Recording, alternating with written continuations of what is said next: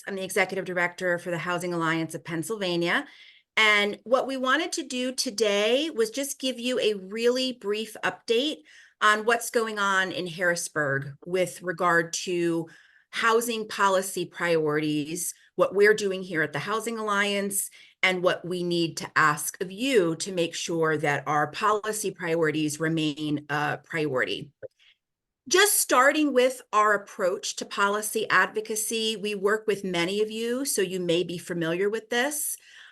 I've been an advocate for my entire career, and I've seen a lot of not so great advocacy and a lot of really great advocacy. And we do great advocacy because we have a really solid approach and strategy. And you're going to hear me and Erin say this over and over, and because we work with you all at the local level.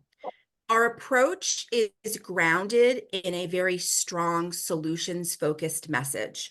There's a lot of need out there, and we do talk about the need, and you do too. But we all start with what's working, how it impacts the local community. And because we know what's working, we need this state investment or this policy change to be able to do more of it. People really want to be part of the solution instead of just being overwhelmed by the need and the problem. So that's really very foundational in the advocacy work that we do with you.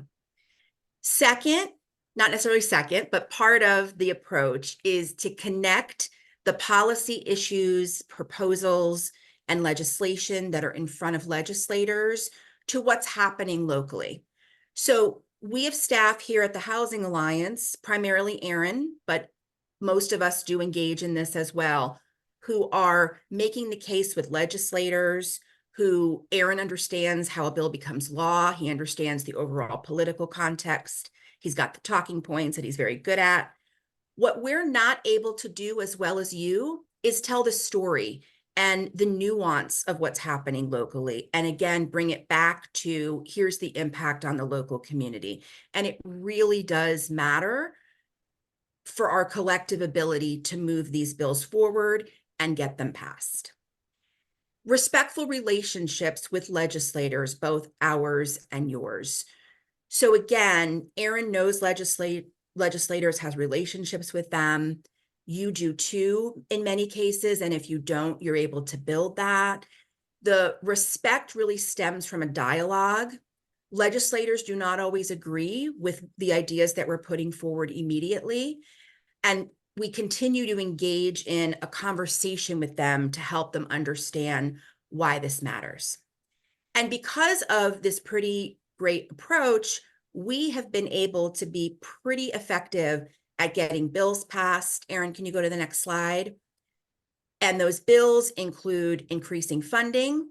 They include reducing barriers for what is making it more difficult for those of you that are delivering direct assistance to do that work, and for those that need the housing assistance to get that access.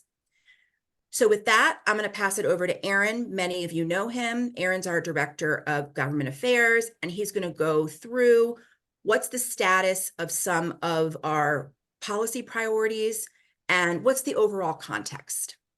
Erin, I'll pass it to you. Hey, everybody. Thanks a lot, Phyllis. So we're going to get to the housing stuff, but first, I just want to provide some orientation. You know, where are we? What's the big picture here? What's going on? So right now in the month of May 2024, we're in year 2 of our 2-year legislative session.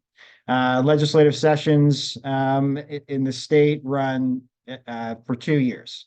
So right now, we want to look to get some things done. Anything that does not pass, is not signed into law by the end of this year, is going to have to start the legislative process all over again from the beginning in 2025. So it's kind of like, you know, crunch time, both in terms of the state budget and in terms of just everything, right? So it is budget season. Budget season is generally the months of May and June, where Negotiations are starting to take place. A lot of public back and forth between Republicans and Democrats. We're starting to see that. Again, as many of you know, the state budget is due on June 30th. That does not mean that they will pass a budget on June 30th at all. The budget is often late, and it's not a surprise when it's late. It's just kind of how things go. So what's going on with the budget? Where does the budget stand? How are things progressing? Governor Shapiro started out by proposing a $3.2 billion spending increase. Just recently, in fact, it was only, I believe, last week, Senate Republicans responded with passing a historic $3 billion cut to personal income tax. That is the biggest tax cut in the history of the Commonwealth. What could it mean? Well, it could be actually a reasonable trade. 8 Democrats did vote for this. That's 8 Senate Democrats. In any case, I think, and both parties are going to do this. It provides good cover, right? Good cover to actually negotiate. So we've seen this big response from Senate Republicans. If Governor Shapiro wants to spend this money, if he wants to spend some of the Commonwealth's reserves, which are very robust, then we need to give $3 billion back to the taxpayer.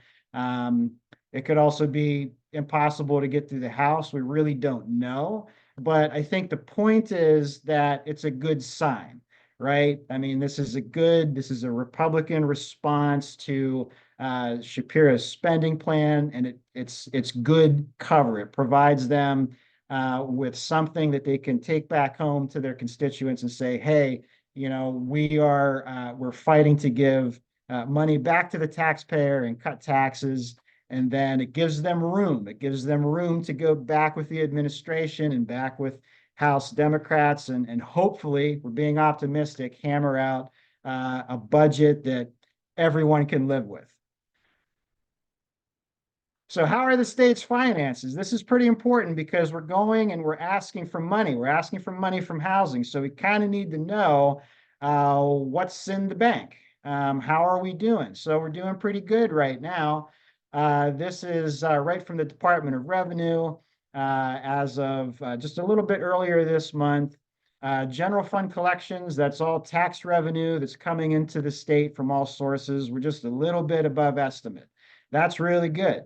Realty transfer tax revenue, we keep a very close eye on the RTT, and we're going to talk just here in a minute about the fare increase, and this is where fare comes from. So we're 3.3% more than anticipated, and that's great. I mean, that is what we need to see in the month of May when we're asking for, a significant increase to the fare program. The last bullet point there, $14 billion in reserves. That is absolutely true. The Commonwealth does have historic reserves at the moment between the rainy day fund, primarily the rainy day fund, and just money that's in the state's coffers as of right now today. So this is the big debate, what to do with this $14 billion. Republicans want to save it. There's a good argument for that. Democrats would like to spend a little bit more of that and put that money back to use for the people of Pennsylvania. How are the state's finances long-term?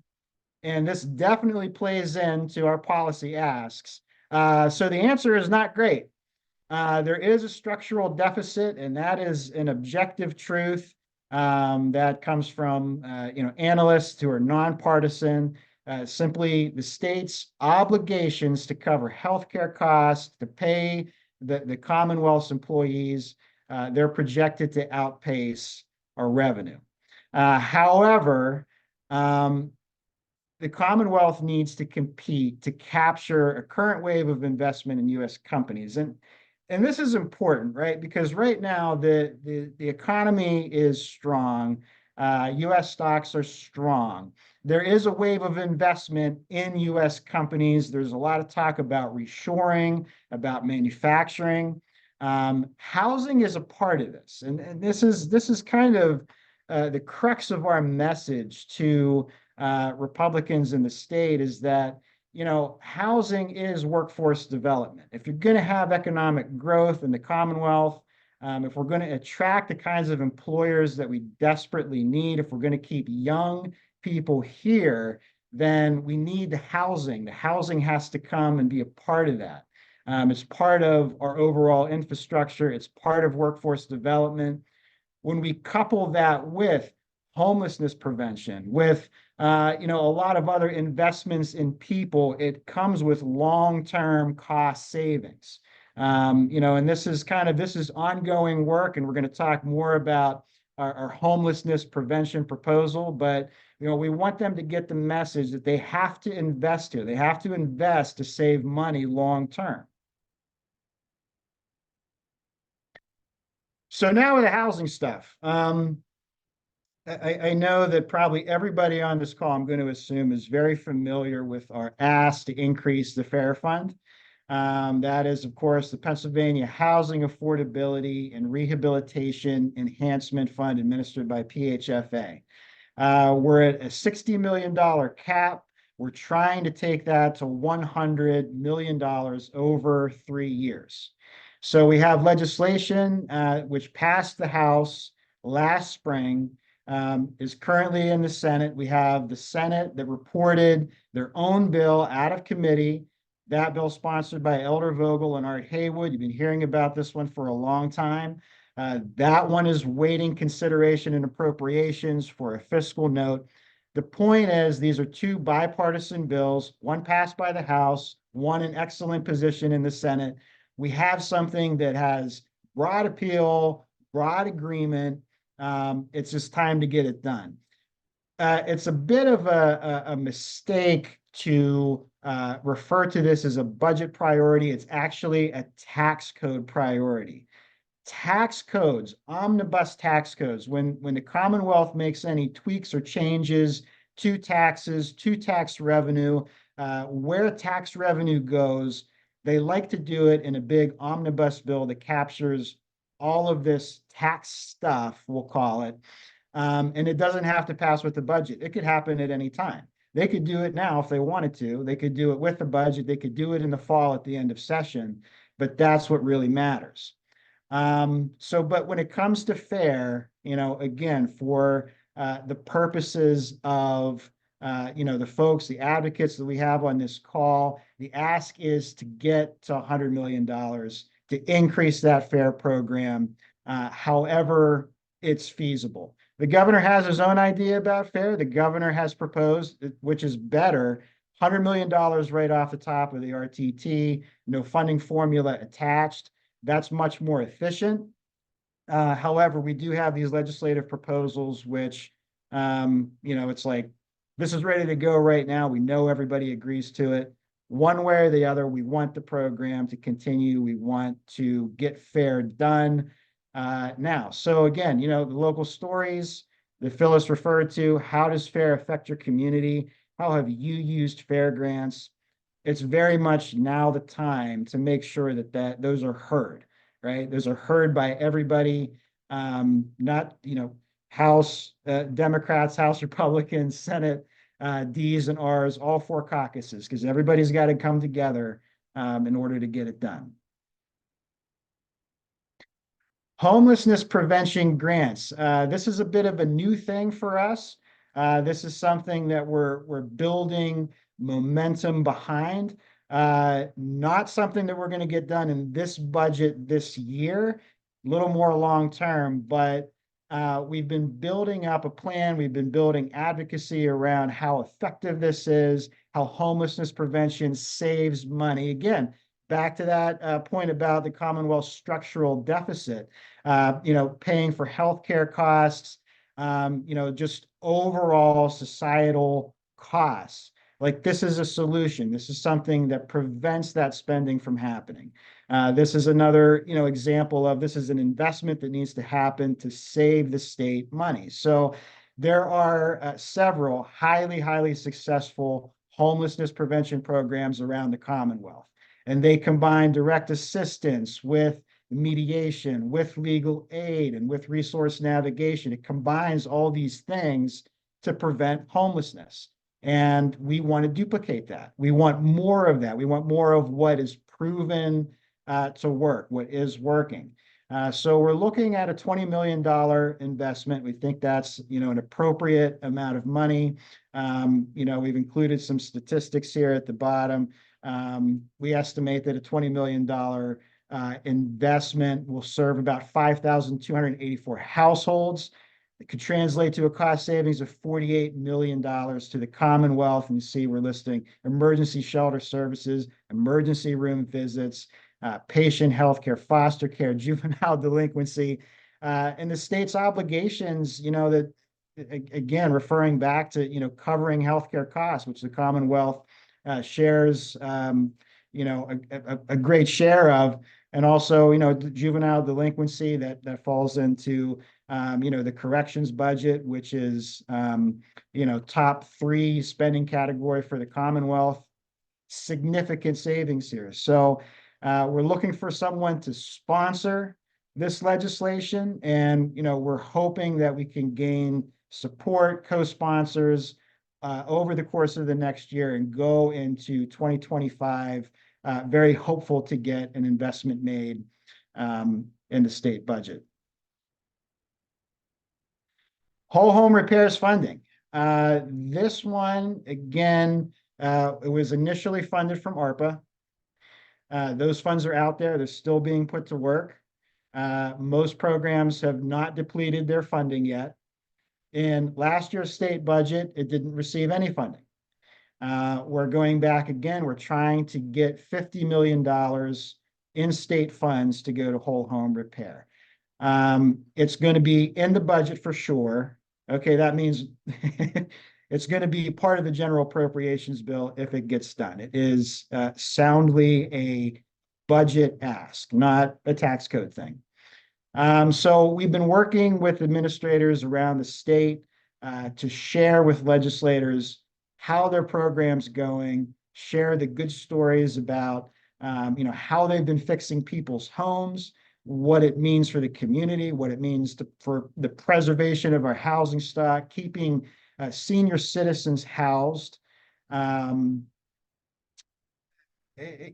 also just in terms of workforce development, there's been significant investment through whole home repair to train students, to retrain adults to enter the trades, to enter the workforce.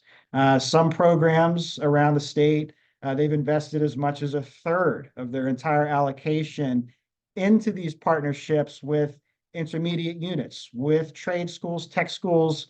They're making a lot happen there. So that's, primarily this is a housing piece, right? This is for housing, but that workforce development is also very important because that is a big question mark in our Commonwealth. How do we train people? Where do those dollars come from? This is pretty significant. Along with the funding that we hope to achieve for whole home repair, we're trying to get a couple policy changes made to improve the effectiveness and the overall impact of the program. In the last fiscal code, in a version of the previous fiscal code that passed with the budget, we were able to get the loan component for landlords amended, that time period shortened from 15 to 10 years, where they have to monitor the rent increases, the look back period for code violations, all that monitoring. We're trying to shorten that down to make it a little bit more easier administratively to offer that to landlords, because not many programs are currently doing that. We're also long-term looking to address the contractor shortage and addressing prevailing wage. Far more difficult to do. We can't do that in the fiscal code. That would require, a whole other piece of legislation. Addressing prevailing wage is tricky. There's no doubt about it. We've discussed, and what we ideally would like to see is an exemption for whole home repair from prevailing wage. The first step, I think, is really to get that funding, to know that we're going to continue the program and we're going to continue to invest in whole homes. So, now moving into more of the tenant protection side of our agenda. Order of limited access for eviction records. This is something that it's not a new idea. It's been introduced now for several sessions where it has gotten very little attention. Nothing's ever happened to this. Basically, when a landlord files for an eviction, that becomes part of your record permanently, and there's no legal remedy available for an individual to remove that.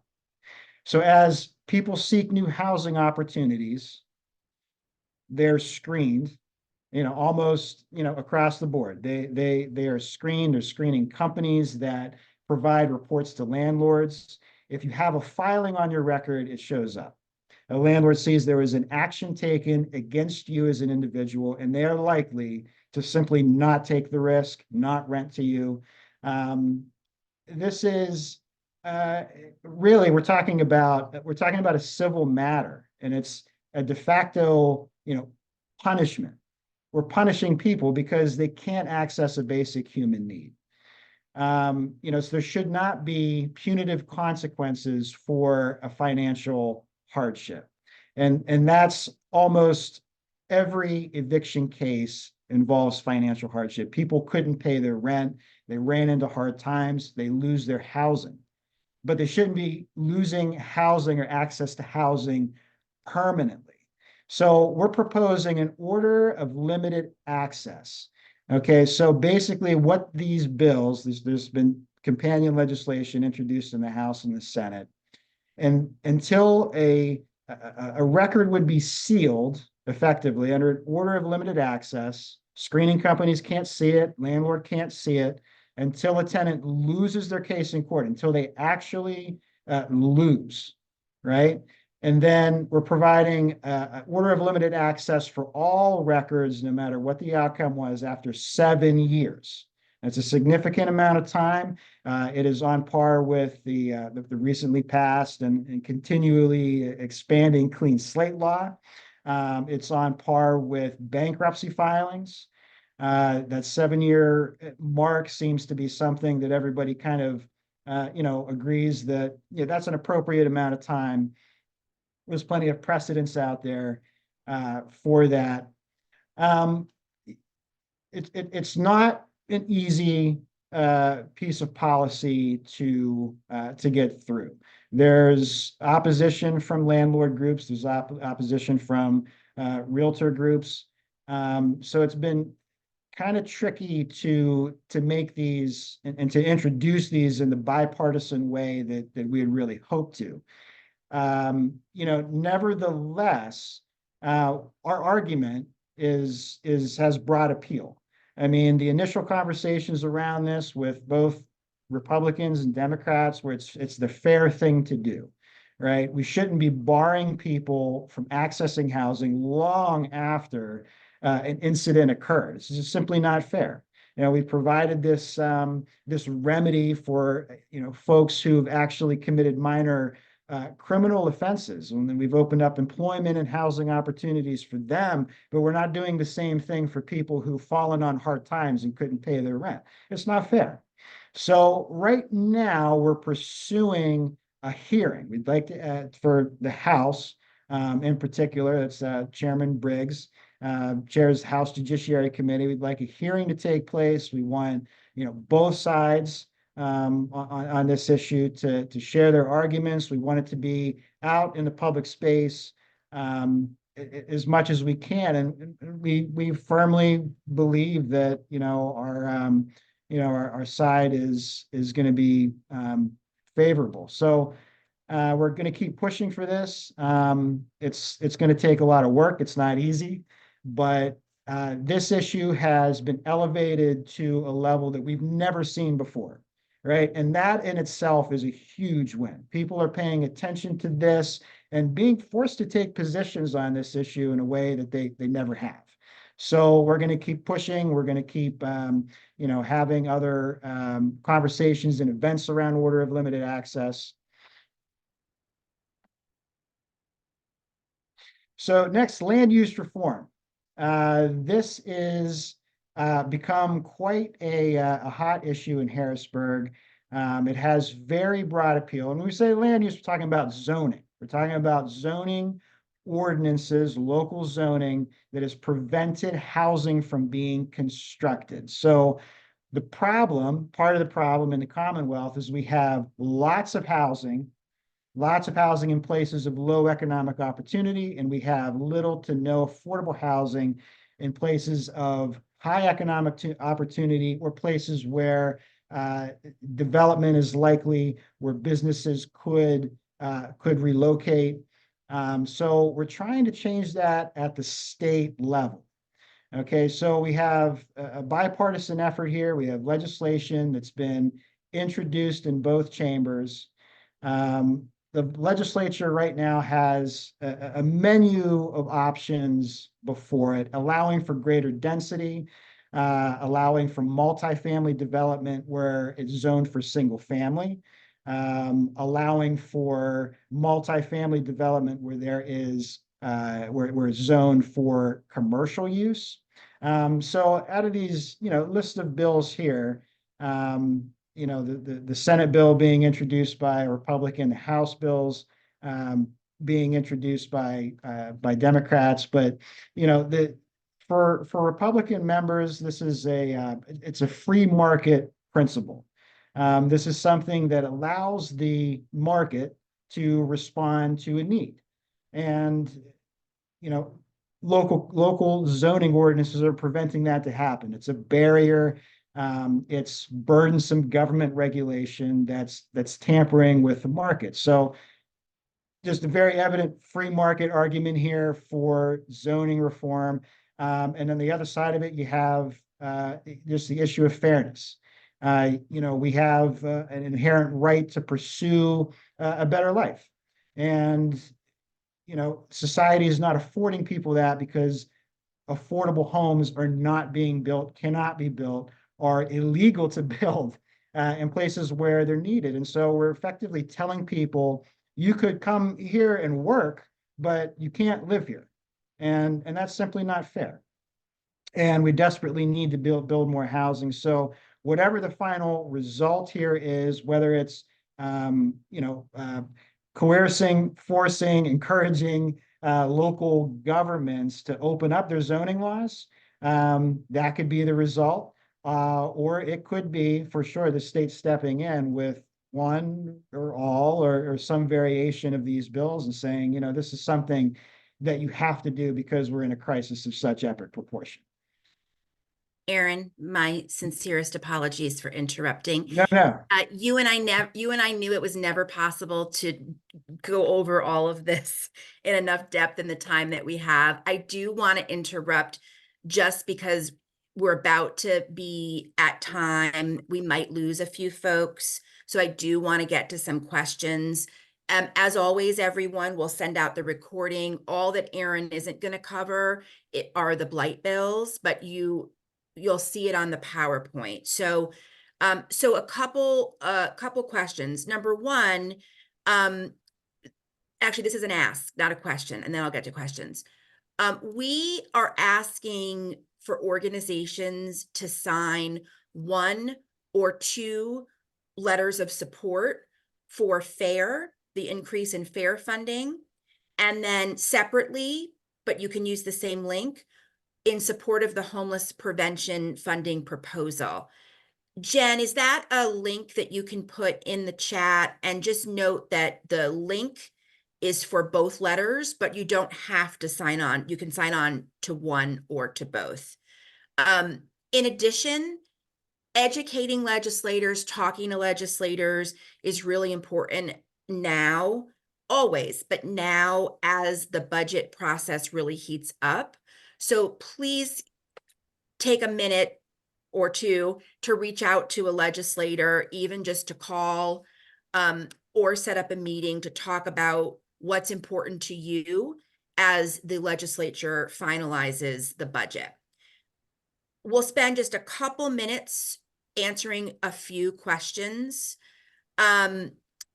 There's one question that I will answer, which is, hi, Hannah. It's from Hannah. At a budget briefing last night, Chairman Harris, for everyone else, Jordan Harris is the representative who is the chair of the Appropriations Committee in the House, said that we could expect an announcement from the governor on housing in the next 4 to 5 weeks. Any ideas what that might be? I will just say that we have to let the governor make the announcement, so we don't want to actually leak any details that we know. So sorry, Hannah, and everyone else for that. Next question is about prevailing wage. So I will start this one, and then Erin, if you want to pick up on anything. So the question is about the impact of prevailing wage on affordable rental housing production.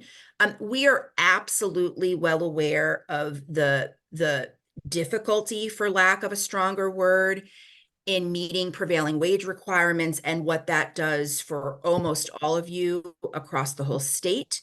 The problem is that there is so much support for prevailing wage in the legislature among both Democrats and Republicans, who see many times, these are my words, not theirs, but any conversation about changing prevailing wage, they're concerned about a rolling back of what they see as worker protections. So it is very difficult to talk about prevailing wage. We're constantly working on the messaging for it.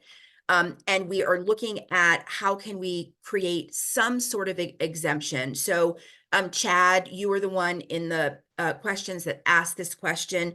We would love to see a very a widespread exemption, but we're working in the context of the politics around prevailing wage and are proposing changes that we think could at least get done, with the idea that something is better than nothing. That's not always the case, but given how hard prevailing wage is to tackle. Erin, I know we could talk about prevailing wage for forever, so I don't know if you want to add anything to that, or we could go on to other questions. I would probably go on to other questions. I mean, the prevailing wage that was written in the 60s, and the threshold is incredibly low, and it doesn't make any sense today. But both parties would see pretty significant pushback from labor across the board with any tweaks to prevailing wage. But I think it's probably fair to say that home rehabilitation is something that is expanding. It's becoming a bigger part now of government investment. So maybe we can start to look at that a little bit differently. Not so much just like the big construction, but the home renovation side. Maybe there'd be room for an exemption for a specific program. But I know it's something that we can get introduced, something that gets done, always a tough one.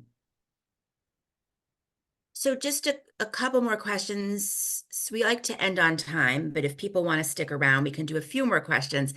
So there's one question about, would any of these be equivalent to a Yes in God's Backyard bill, allowing housing on land owned by faith communities?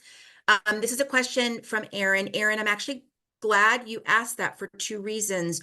One is that I wanted to make sure that I gave a shout out to 10,000 Friends. The Housing Alliance works in coalition with many groups. 10,000 Friends has been leading the work and the organizing around the land use and zoning changes. So that was my reminder to give them a shout out. I'm not sure that any of the bills that have been introduced thus far are related to that issue. Erin, off the top of your head, I don't know do you know? It's a really good point, and I know that there's been some legislation in other states fairly recently on that. Yeah, I would agree. I would agree. I don't know that if anything addresses, I think we're saying church-owned, faith-based organization-owned I don't think any of the bills speak to that specifically, but I don't know why they wouldn't be affected. It's an interesting idea. Yeah. Yep. All right, so just one last question, and then if any questions aren't answered or you have any additional questions, just feel free to reach out to any of us, me, Erin, or Jen, and we will answer your question. So last question is just, if there's an increase in the amount of funding for FAIR, when would it take effect? So it takes effect immediately, but we wouldn't see the new cap until the following year. So say we get it increased during the budget process, say they do a tax code bill. It takes effect right away, the 1st of July. Go to June of 2025, when PHFA makes their award announcements, the cap increase would be reflected then. So immediately, but wouldn't see that money go out into the world for quite some time. Great. All right. Thank you so much. Thank you, Erin. Thank you, everybody. Remember, please consider signing on to express your support for the funding increase for FAIR and or for the homeless prevention funding. Please reach out to your legislators with a focus on FAIR and whole home repair, because they are the tax code and the general appropriations bill priorities, which will be considered and discussed very soon. Thanks again, everybody. Thanks.